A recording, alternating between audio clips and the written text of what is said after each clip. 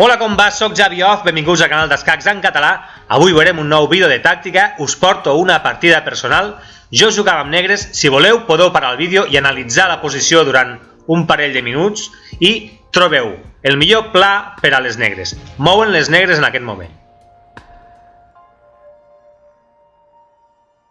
Doncs bé, aquí les negres estan en clar desavantatge de material i de posició. Les negres només tenen un alfil, mentre que les blanques tenen una torre. Les negres només tenen un peó, mentre que les blanques en tenen dos.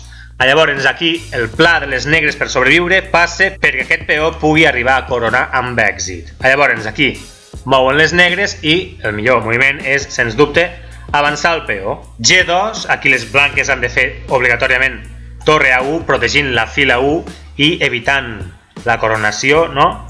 I aquí vaig moure rei G3, doncs intentant protegir aquesta coronació. B5 per part de les blanques, ja tenien ganes de coronar.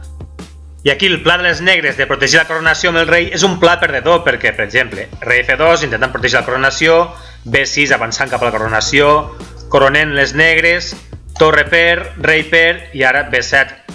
Pla perdedor, les negres ja no poden fer res, no? Per tant, s'ha de protegir la coronació d'una altra manera. La veus? Doncs sí, és amb aquest alfil. El pla de les negres hauria de ser posar aquest alfil amb aquesta casella F1, de tal manera que aquest alfil protegiria la coronació i la coronació es podria dur a terme amb èxit. Anem a veure com ho vaig fer. Rei G2 no funciona, per tant tornem endarrere i aquí vaig moure alfil G4, ja preparant l'alfil per arribar amb aquesta casella màgica de F1, no? Llavors aquí les blanques s'oloraven que jo els faria un escac i van apartar el rei a C5. Va ser un error, perquè ho veurem després. Aquí el millor moviment de les blanques hauria d'haver estat torre G1, atacant al peó, però no ho van fer. Van moure rei C5. Doncs bé, aquí vaig moure rei F2. Per què vaig moure rei F2 aquí? Doncs per no aixecar sospites. Perquè no volia que les blanques sapiguessin el meu pla. Perquè si en lloc de rei F2 moc alfil E2, les blanques s'haguessin pogut olorar el meu pla i me l'haguessin pogut esgarrar com? Doncs movent la torre a G1 atacant el peó. Llavors, ara sí que si jo fes això, ell se'm menja el peó i ja no tinc res a fer pràcticament, perquè aquests dos peons doncs acabarien coronant, no? Tornem endarrere. Per tant, com he dit abans, aquí s'aparta el rei i jo, en lloc de moure l'alfil aquí per no aixecar sospites, vaig moure rei F2 protegint aquesta casella. I ara aquest peó, diguem-ne que ja està sa i estalvi, no? Perquè ara si les blanques, per exemple, m'haguessin pogut fer un escac si haguessin volgut, doncs atacant el peó, no? Doncs jo l'hagués tapat amb l'alfil i aquest peó corona tard o d'hora. Entesos? Doncs bé, continuem. Vaig moure, com dic, per no aixecar sospites vaig moure rei F2, protegint aquesta casella. El meu rival està capficat amb la seva coronació, perfecte, no se n'assabentava del meu pla i continuem avançant. I ara sí que ve el meu pla, que és alfil E2, ja preparant per la protecció de la coronació. B7 a punt de coronar, alfil F1, protegint la coronació, el meu rival corona i jo corono.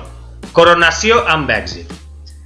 Aquesta coronació, diguem-ne, no m'assegurava la victòria ni de bon tros, perquè està amb desavantatge també de material, tot igual, no?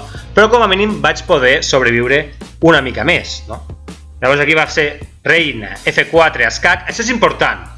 Quan vols fer escacs al teu rival, no els faiguis des de la distància, no faiguis des d'aquí. Els has de fer com més a prop millor.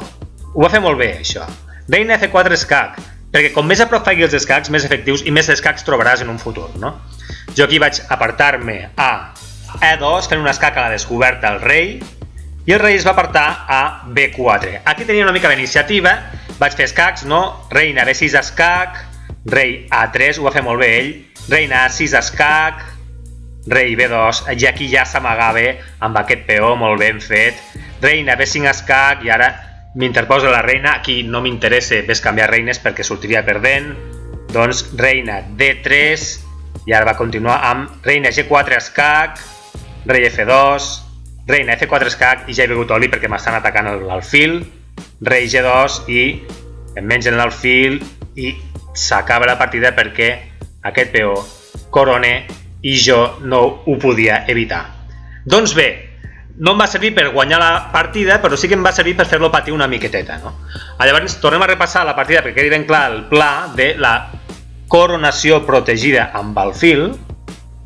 Mouen les negres, G2 avançant el peó, torre A1 controlant la coronació, rei G3 protegint el peó, B5 avançant, alfil G4 per ara un escac, el rei aquí s'aparta, que va ser un error, rei C5, rei F2 protegint aquesta casella perquè la torre no pogués vindre aquí a cruspir-me el peó, important, B6 continua avançant, alfil E2, B7, i aquí el moviment màgic, alfil F1 protegint la coronació.